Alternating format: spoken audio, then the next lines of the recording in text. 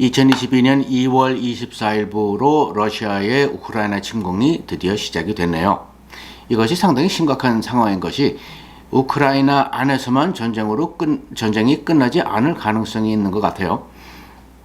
화력이 너무 차이가 나니까 아마도 러시아군이 우크라이나군을 몇 주 안에 대파시킬 것이고, 그러고 나면은 우크라이나 군들은 옛날에 베트남에서 베트공들이 그랬듯이 아마 게릴라전으로 들어갈 것인데, 그렇게 되면은 주변 국가 폴란드 이런 데로 가서 은신처를 찾지 않겠습니까?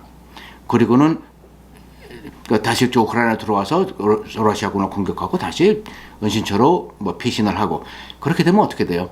러시아가 폴란드 같은 데를 공격을 할 수 있는 명분을 주게 됩니다. 그래서 상당히 위험한 상황이에요. 자, 그래서 러시아가 도대체 우크라이나를 왜 침공을 하느냐? 그거에 대한 답은 뉴스에서도 보시고 다 이미 나와 있죠. 푸틴도 그렇게 얘기를 했고, 우크라이나가 EU 나토권으로 들어가는 것을 두고 보지 않겠노라 라는 것이 이유입니다. 우리가 오늘 생각해 보고 싶은 거는 왜 그렇게 놔둘 수가 없느냐 라는 걸 우리 한번 같이 생각을 해봐요. 우리 보통 사람들끼리. 자, 그리고 러시아가 이 침공을 하면서 어마어마한 리스크를 집니다. 경제 제재, 특히 전 세계의 교역을 가능케 하는 그 금융제도 스위프트 시스템을 미국이 잠궈버릴 수가 있어요. 러시아에 대해서. 그러면 러시아는 정말 힘을 못 써요. 그러고 나면은 러시아가 그래도 교역할 수 있는 나라는 사실 중국밖에 남지 않습니다. 그런데 중국의 GDP가 러시아 GDP의 10배가 넘는데 이퀄 파트너로 인정해 주지는 않겠지요. 러시아로 볼 때는 대단히 큰 리스크입니다. 그리고 서방 세계와 서방 세계의 우방 국가인 예를 들어서 한국, 일본 내지는 등등 그런 나라들로부터는 철저하게 고립을 받게 돼요. EU가 지금 벼르고 있고요. 자, 그렇다면 오늘 우리가 또 보통 사람들로서 생각해 보고 싶은 거는 왜 러시아가 이런 리스크를 감당하려 하느냐 하는 걸 우리가 한번 생각해 보도록 하겠습니다. 여러분, 보통 사람이 본 세계 속의 한국에 오신 것을 환영합니다. 저는 여러분의 호스트 베네딕트입니다. 이 내용이 조금이라도 도움이 되고 생각을 하게 만든다고 생각이 되시면은 구독해 주시고 좋아요 버튼 눌러 주시는 것을 잊지 말아 주세요. 자, 첫 번째 우리가 생각해 볼 것은 전통 지정학입니다. 러시아의 지정학적 상황은 어떤가를 한번 생각해 보십시다. 제가 세계 지도 중에 일부 유라시아를 따로 보여드리고 있는데, 이거를 한번 잘 좀 보면서 제 말씀을 한번 들으시면서 한번 같이 생각해 보십시다. 여러분, 유럽 쪽에서부터 왼쪽부터 시작을 하죠. 피레네 산맥 아시죠? 스페인과 불란서의 국경을 이루는 피레네 산맥. 사실 거기서부터 유럽을 쫙 통해서 러시아를 통해서 러시아의 유로 마운틴스 우랄 산맥 밑에를 이렇게 거쳐서 거기서부터 또 오른쪽으로 또 한도 끝도 없이 어디까지? 만주까지가 사실상 평지입니다. 물론 당구대처럼 평평하다는 건 물론 안 해요. 언덕도 있고 대충 그렇지만은 거대한 산맥들이 막는 게 없다는 얘기입니다. 그 중에서 유럽으로 다시 한번 원쪽으로 돌아가 주세요. 폴란드 동부 쪽, 지금의 벨라루스, 그리고 우리가 지금 얘기하는 우크라이나 정도부터 시작을 해가지고 거기서부터 쫙 해서 만주까지가 뭐라 그러냐면은 스테프라고 그러죠. 초원지대. 거기에서 유목민들이 말 타고 다니면서 살고 다른 민족들을 약탈하고 이제 그랬다는 거 아닙니까? 그 중에 하나가 이제 징기스칸이고요.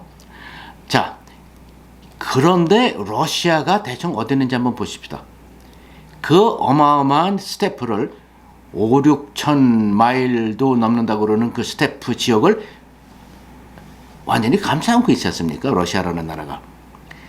이것이 러시아의 지정학적 위치예요.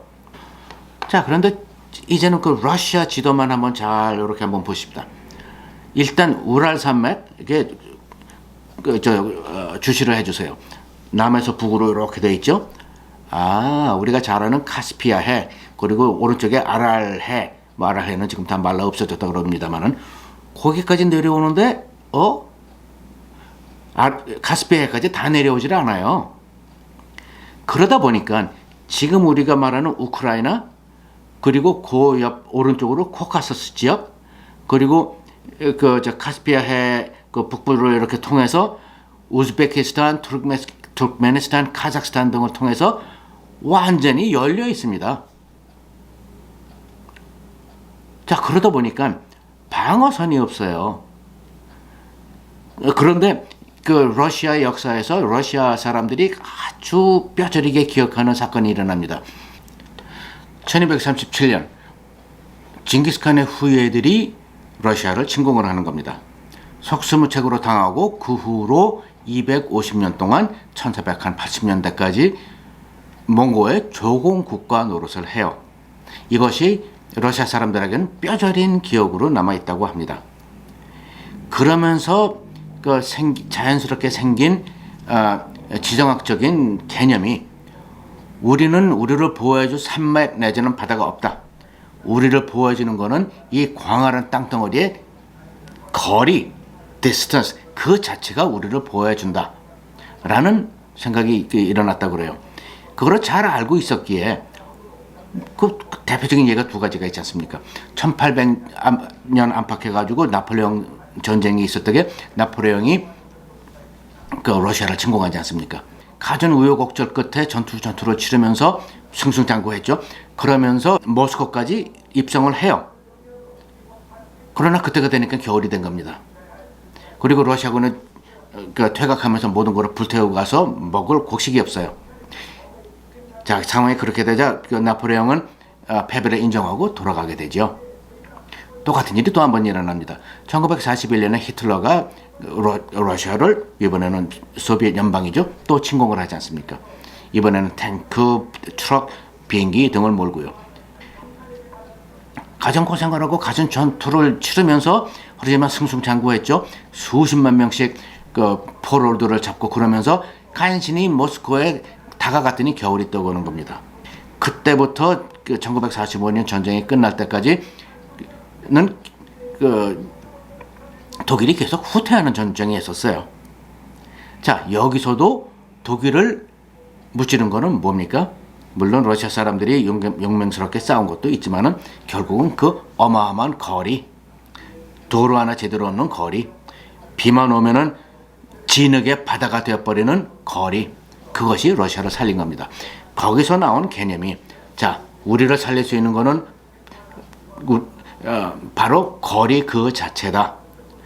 그렇다면은 그 거리를 계속 확보하기 위해서는 우리는 계속 우리의 영토를 확장을 해야 된다. 라는 개념이 된 겁니다. 자, 지금의 우크라이나 사태를 보십시다. 언어도 비슷하고 문화도 비슷한 우크라이나가 나토 내지는 EU권에 들어가서 행복하게 살게 된다면은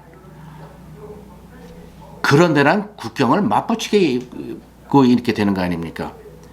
자, 권위주의, 독재주의를 하는 러시아로서는 그거를 용납할 수가 없지요. 그래서 그 디스턴스를 더 벌기 위해서 우크라이나만큼은 EU 나토 진영으로 들어가게 놔둘 수 없다. 라는 것이 우크라이나 침공의 근본적인 이유가 되겠습니다. 물리적, 문화적 거리를 확보하는 거죠. 두 번째로 우리가 한번 생각을 해볼 것은 참 이상하게도 유럽 역사에 있어서 러시아는 거의 영원한 이방인 노릇을 했네요. 이방인 취급을 받고. 자, 이제 중세 이후로 대충 따져봤을 적에 러시아의 귀족들은 유럽을 워낙 동경을 했기 때문에 자기네들끼리도 불어를 했다고 그래요. 그런 사람들 또는 러시아의 지식인층을 제외하고는 러시아 인구의 대부분은 대단히蒙昧한 농노 계급이었었다고 그래요. 유럽 쪽에서 봤을 적에는 자기네들도 그 농노들이 있지만은 유럽에 있는 농노들에 비해서는 러시아의 농노는 매우 그 몽매하다고 생각을 했다고 그래요. 그러면서 러시아 사람들은, 러시아 지배층은 우리도 백인처럼 생겼잖아, 우리도 유럽인이야 라고 그러고 싶어 했는데, 정작 유럽에서는 러시아 사람들을 유럽인으로 대접을 인정을 안 했다고 그래요. 그러면서 세기가 흘러 오는데 1905년에 무슨 일이 일어나요? 러일 전쟁 때 부산 앞바다에서 스시마 해협에서 러시아 함대가 도고 제독이 이끄는 일본 함대한테 대패를 합니다. 이것이 뭐겠어요? 러시아 입장에서는 유럽 사람들을 보는 앞에서 거대한 망신을 한 거죠. 그죠? 그러더니 1차 대전이 일어나고 그러는데 1917년에 러시아가 또 혁명을 해요. 유럽 사람들로 볼 적에는 물론 유럽에도 공산주의 하자는 공산주의자들이 많았습니다만 대부분의 사람들은 그거 좀 곤란한데 아이 뭐 그게 될래나 하지만은 나는 자유가 좋아 뭐 이런 대충 분위기였었는데 러시아에서는 덜커덕 공산주의 혁명이 일어난 겁니다. 그런데 여러분 그거 아세요? 독일이 러시아가 전쟁에서 빠져나가도록 레닌한테 돈을 줘가지고 기차 태워서 세인트피터스버그로 보냈어요. 그러니까는 타임밤, 시계폭탄을 러시아에 집어넣은 거나 마찬가지입니다. 그래서 들어가서 레닌이 거기서 혁명에 성공을 하면서 러시아는 1차 대전에서 빠져나가게 돼요. 자, 이제 1차 대전이 끝났습니다. 그리고 러시아는 이제 소련이 됐어요. 근데 거기서 흘러나오는 얘기가 무시한 이건 뭐 중세 시대에서나 있었을 법한 스탈린의 공포 정치가 시작되는 겁니다.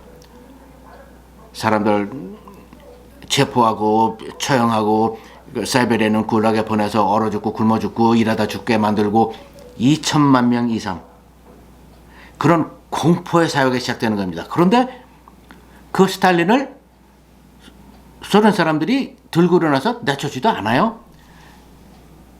유럽 사람들이 볼 적에는 아주 이질적인 이방인 같은 느낌이었던 것입니다. 물론 그거를 소련 사람들도 느꼈고요. 그러다가 2차 대전이 일어났네요.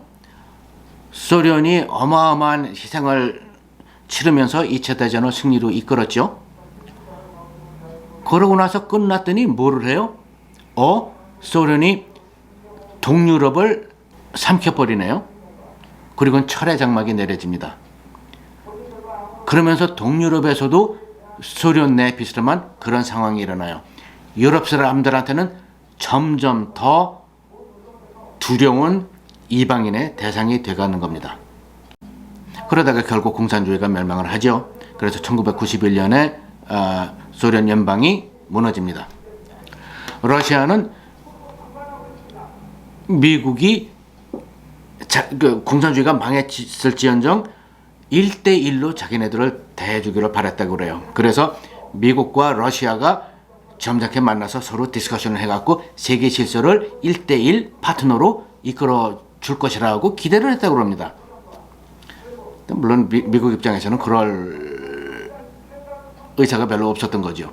거기서 또 한 번 우리는 결국 이렇구나 하는 수치심을 느끼면서 또 이방인 취급을 당하는구나 하는 생각을 또 했다고 그래요. 그 후로 이제 벌써 30년이 흘렀는데 그러면서 서방 세계는 이제는 공산주의가 무너지니까 러시아가 이제 점점 우리 유럽이나 이런 자유세계랑 비슷하게 돼가고 시간은 좀 걸리겠지만 그렇게 되겠구나 하고 웰컴을 했는데 웬걸요? 다시 권위주의 독재 체제로 돌아가는 겁니다. 공산당, 공산주의라는 간판만 내린 것뿐이지 전과 비스름한 전철을 밟는 거예요. 자, 이것이 뭐냐면은 결국 역사 속에서 러시아는 항상 아주 이상한 저 동쪽 나라에 있는 이방인의 행동을 하고 그런 취급을 받아왔어요. 그런데 이번 우크라이나 침공 사태를 봤을 적에 러시아가 아까 얘기한 어마어마한 리스크를 지고 우크라이나를 침공을 하고자 하는 데는 이런 이방인 고립되는 거 이런 것에 어느 정도 익숙해져 있는 사이콜로지가 있는 것 같습니다. 그래서 그런 고립을 감수해낼 수 있는 성향으로 나타나는 것 같고요. 그러다 보니까 이런 리스크를 감수하고도 우크라이나를 침공을 하는 것이고요. 그리고 세 번째 한번 생각해 볼 것은 역사를 보면은요, 세계를 한번 제패해 봤던 제국들은 500년, 1000년, 2000년을 지나도 그 영광을 재현하고 싶어하는 욕망들을 갖고 있더라고요. 이란 잘 아시지 않습니까? 2500년 전에 페르시아 제국의 영광을 재현하고 싶어 해요. 그리고 중동에서 제일 강자로 군림하고 싶어 하고요. 그리고 중국이 그렇다는 거는 우리 지난번에 우리 한번 또 같이 생각해 봤지 않습니까? 그리고 일본은요, 일본 구구파. 도요토미 히데요시가 한국을 임진왜란을 나라를 왜 시작했어요? 한국을 먹으려고요? 아니요, 중국을 먹으려고 했어요. 그랬다가 이순신 장군한테 발목이 잡혀갖고 아무것도 못하고 말았지만 어쨌든 그때부터 그리고 2차 대전을 통해서 세계를 한번 흔들어 봤던 그 기억을 계속해서 갖고 있으면서 그 영광을 재현하고 싶어 하는 것이 일본의 극우파들 아니겠어요? 그것처럼 러시아가 딱 그래요. 러시아가 소련 연방 시절에 영광을 재현하고 싶어 하는 것이죠. 그 임펄스가 있는 것이죠. 그런데 요면은 아까 우리 얘기한 그 distance, 거리 자체가 방어다. 영토를 확장하는 것만이 우리가 살 길이다. 라는 지정학적 목적과도 부합하게 되는 것이죠. 자, 그래서 종합해서 한번 그 정리를 해보면은, 러시아가 이런 큰 리스크를 지면서 왜 극구 우크라이나를 침공을 하느냐. 첫째로는 지정학적으로 서방 세계와 거리를 두기 위해서 우크라이나를 침공할 수밖에 없다라는 지정학적 논리. 둘째로는 역사 속에서 고립에 익숙한 이방인으로서 우크라이나를 침공을 함으로써 받을 고립, 제재 등을 감수해내려고 하는 성향이 있다. 그리고 마지막으로 기존의 소비에트 연방 시절의 영광을 재현하고자 하는 생각도 있다. 라는 것이 되겠어요. 거기에 한 가지를 더하자면은 푸틴이 자기 자신이 러시아의 역사를 이끌어야 할 사명을 갖고 태어난 운명적 인물이라고 자신을 생각을 하는 것 같아요. 뭐 그럴 만도 하죠. 소위 리더의 심리학, Psychology of Leadership을 우리가 얘기하는 겁니다. 자, 그러면은 마지막으로 한번 조금 더 생각해 볼 것이, 혹시 여러분 러시아하고 중국 사이에 공통 분모가 보이지 않으세요? 첫째로 둘 다 공산주의 출신의 권위주의, 독재주의 국가들이에요.